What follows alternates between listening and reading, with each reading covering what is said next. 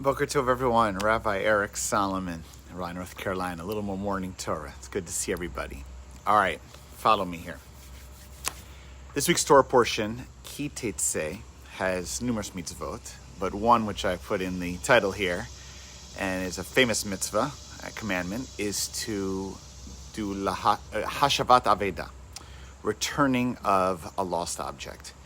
And, simply in this typical mitzvah, traditionally, pshat read is it's just, someone lost something, and there's a whole set of Jewish law, halachot, about how you're supposed to make an attempt to return it, how the person who lost something has to make claims, proclaim, advertise. How long must you do that before you decide it's a lost object completely and not to be returned? Anyway, a lot about this issue, literally, of what's important to return something that's not yours. Frankly, not to steal it. So if you find something, you must make strong attempts to return something. Okay, that's the classic mitzvah. But I want to bring this out more metaphorically, particularly this time of year, as we're preparing for the holidays of Rosh Hashanah, Yom Kippur, we do the introspection. Because the whole idea of lost and found, returning a lost object, can be looked at. I want to credit Rabbi Josh Fagelson and Institute Jewish Spirituality, which we learned from the Torah this week, really inspired me to think more metaphorically about this, really bring it larger. Is that this idea of being lost, being found, being returned, makes a lot of sense as a kind of metaphor for this time of year. The idea, in speaking more largely, bigadol, is that over the course of our year, every human being gets lost. We lose our way. We may lose our way, sadly, with sin. We may lose our way with complexity of life, obviously, with COVID. But even lose our way, particularly in moments of transition or moments of crisis. And this is something that I feel privileged. People have come to me and said, I feel lost. My child left for college. We're empty nesters. I feel lost. I'm now a divorcee or divorced. I feel lost without my partner. My partner died. I'm in mourning. Or my parent died. I feel lost without them. Being lost or reaching a place where the firm ground seems different is a very, sadly, common spiritual experience. That what the world was like, it's no longer like that. And the ground has shifted. And I feel lost and I want to be found. That is a profound question. That's a question that comes up in not only life cycle, but in the cycle of our year. And that is not a question we should be asking as we prepare for Rosh Hashanah Yom Kippur. In what way am I lost? And of course, how will I be found? So let me give a little, what my take would be on that as an idea, because in each setting, this is something each person has to go through the struggle with the power beyond us, with friends, relationship, with study. How do I get found? How do I find myself in the midst of, sadly, being lost? So one and direct story, my favorite stories, and many of you know it, goes also to Rosh Hashanah, which is the creation of the world in the Garden of Eden.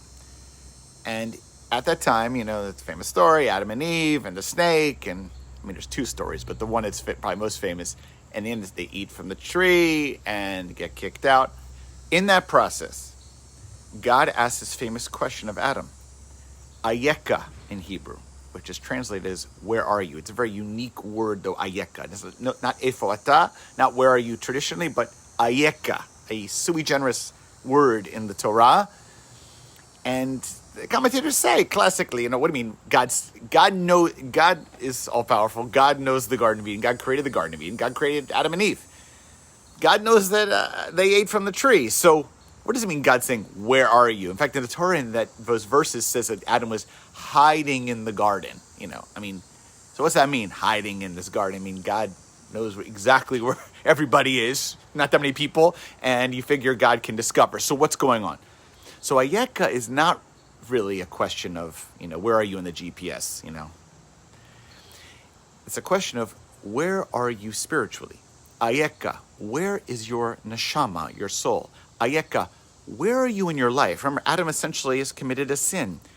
You are lost, Adam. Where are you?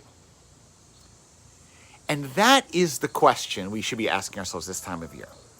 Not necessarily where are we physically, although that's important too, because that can play into the role of being lost. But where are you lost? And God is calling to us to help return us, in a sense, return the lost object of our neshama, of our souls, back. That's tshuva, that's the call of Ayeka.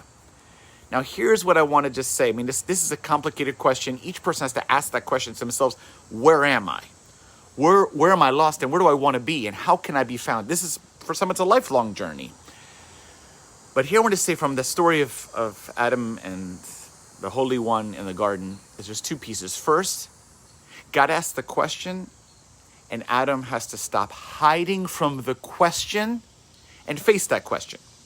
The first step is to recognize, I am lost.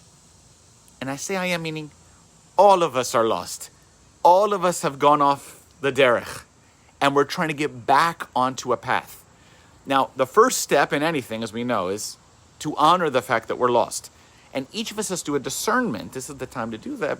Say, where am I lost? In my professional life, my personal relationships, spiritually, Jewishly, whatever it may be. Where am I lost? That just honoring that and saying it's okay. Since Adam and Eve, we all have been struggling with being lost. Let's feel validated by that. Let's also have the courage to honor that and to not deny that we're lost. And the second piece is the question, Ayeka, is not just a question Adam's asking himself. It's one that God is asking him, which means the way to face our sense of being lost, or the way to try to travel to be found, to find our way back to who we are, to our best selves, to where we want to be, or find our way back to connection, is through a relationship with another person. In this case, Adam had God. But in our modeling is that to be found is not always going to happen on one's own.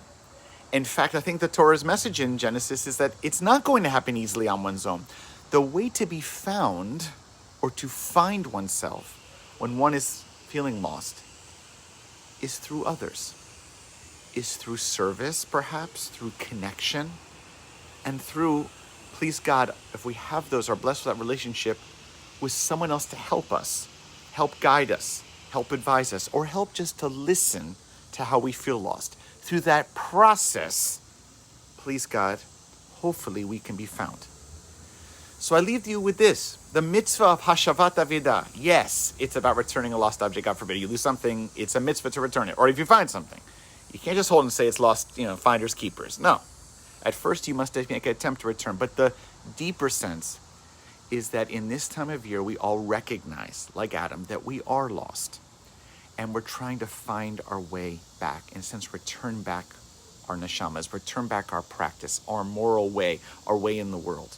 That there are things that happen in life, the course of the year, that make us feel lost. And the goal is to try to be found back or refined.